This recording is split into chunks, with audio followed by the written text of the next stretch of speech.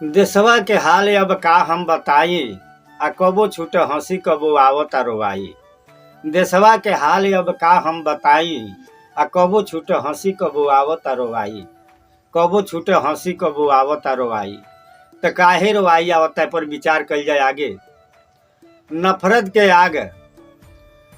के आग में निबटल हिंदुस्तान हो, आ एक और भारत एक और बनल पाकिस्तान हो। नफरत के आग में निबटल हिंदुस्तान हो, आ एक और भारत एक और बनल पाकिस्तान हो।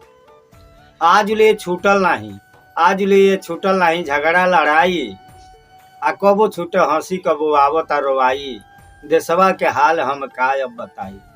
ये अपन देश जब अंग्रेज के गुलाम रहल तो यहाँ हिंदू और मुसलमान दोनों लोग लड़लन, आ दोनों लोग मिल के देश के आज़ाद कई। लेकिन नफरत के आग कुछ नेता प्रधानमंत्री बनले के चाह में ऐसा नफरत के आग लगौना कि 1947 में जब देश के बंटवारा भई तो लाहौर से आए वाली ट्रेन लासन से गज के आई और पंजाब से जाए वाली लाहौर में लाश से कट के गई। खाली नफरत के आग, सपना अधूरा रह गया, आदमी देख भी नहीं पाया आज़ादी और कट गए। और आज तक ले इस पाकिस्तान और भारत के युद्ध चलता ही रहता है, चाहे 71 हो चाहे 99 हो। तो ऐसी नफरत की आग है और फिर इस आग को लगा रहे हैं लोग। आगे कड़ी में बतावल गई कैसे कुर्सी खातिर राजनीति में होता नंगा नाच हो, आ सही बात कहा त लाग जाई आँच हो। आज कुर्सी खातिर ये देश में राजनीति जौन बा नंगा नाच नाचतिया। अपने ही महापुरुष के अपने खुद बेइज्जती कइल जाता, अपने के खुद राक्षस कहल जाता, देवी देवतन के मजाक उड़ावल जाता और खूब षड्यंत्र रचाता।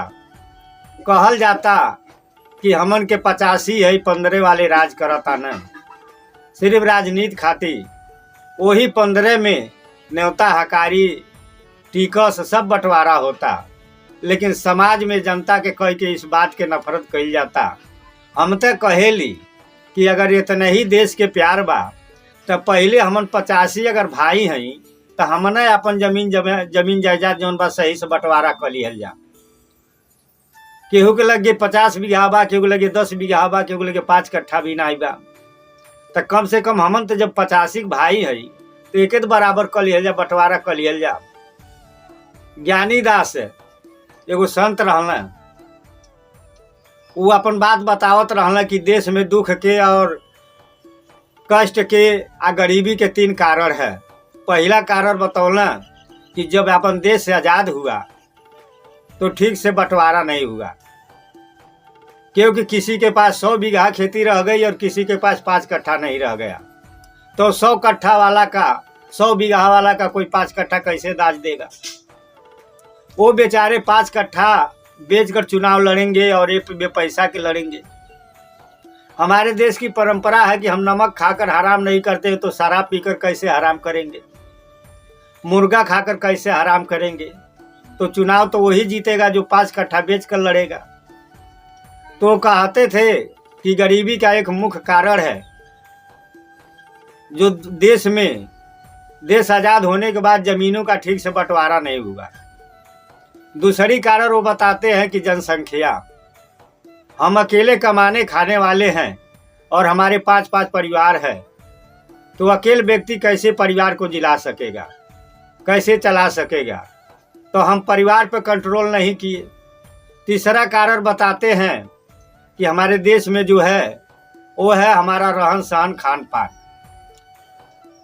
हम प्रतिदिन चाहते हैं कि मुर्गा मांस और शराब खाए।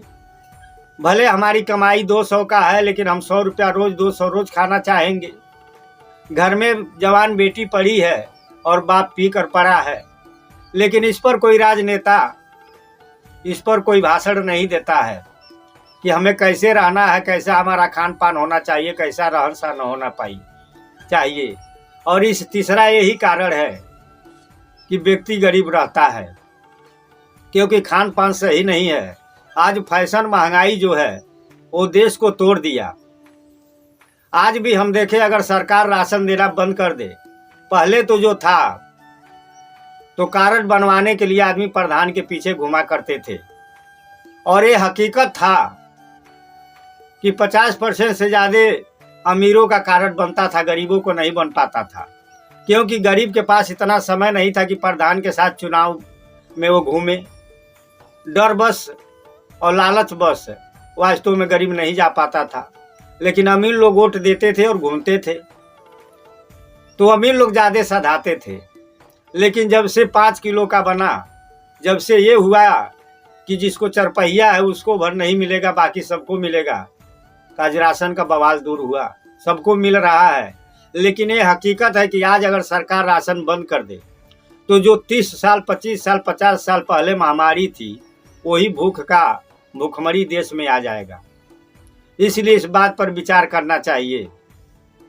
तो जो हम हैं तो वास्तव में अगर सच बात कहा जाए, और इसीलिए कहा गया कि कुर्सी खातिर राजनीति में होता नंगा नाच हो, आ सही बात कहा त लाग जाई आँच हो। सही बात कहा त लाग जाई आँच हो। 85 के फेर लगल बा तो कर दीजिए 85 में पहले हम जमीन का बंटवारा बराबर दे दे, और ये घोषणा कर दे कि जब हमारी सरकार बनेगी तो हम एक बार जरूर पूरी जमीन को बंटवारा बराबर से करेंगे, लेकिन नहीं कर पाएंगे। तो कुर्सी खातिर राजनीति में होता नंगा नाच हो, आ सही बात कह दे त लागेला आँच हो। सही बात कहा त लागेला आँच हो। तो अपने के खुश कर दूसरे के गरियाई, आ कबो छूट हंसी कबो आवता रोवाई। देशवा के हाल अब का हम बताई, आ कबो छूट हंसी कबो आवता रोवाई। तो वोट खाती देखा बनेला भाई भाई, वोट खाती देखा बनेला भाई भाई, आ जीतले के बाद देखा जाला भुलाई, जीतले के बाद देखा जाता न भुलाई। वोट खाती देखा बनेला भाई भाई, आ जीतले के बाद देखा जाला भुलाई, जीतले के बाद अब जाला भुलाई। आ जतिये के जात खेत लेता छेकाई, आ कबो छूट हंसी कबो आवत रोवाई। जब चुनाव आई तो कहिए कि हमन सब भाई भाई है, हमन सब जाति है, आ जब जीत जइहे तो भुला जाना।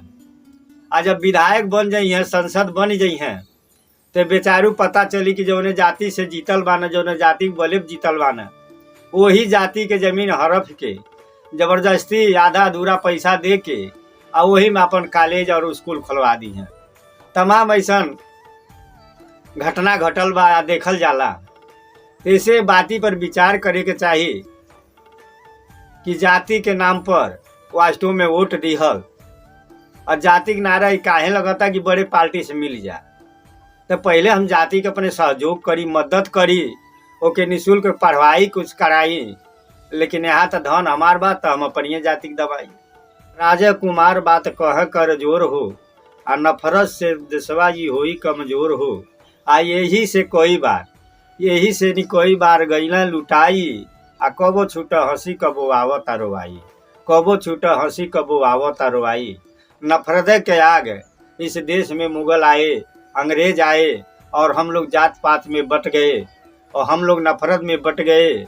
हम लोग एक दूसरे को छोट और नीच बनाने के चक्कर में पड़े, और दूसर का इस देश को लूट ले गया। इसलिए आज उस गलती को मत दोहराए। हम नफरत की आग को न फैलाए। राजनीति के लिए, चुनाव के लिए, पद के लिए, कुर्सी के लिए ये सब करना शोभा नहीं देता है। हम भाईचारा से देश के जनता को जीते, हम विकास से जीते, काम से जीते। आइए इसी के साथ हम अपनी बारी को समाप्त करते हैं।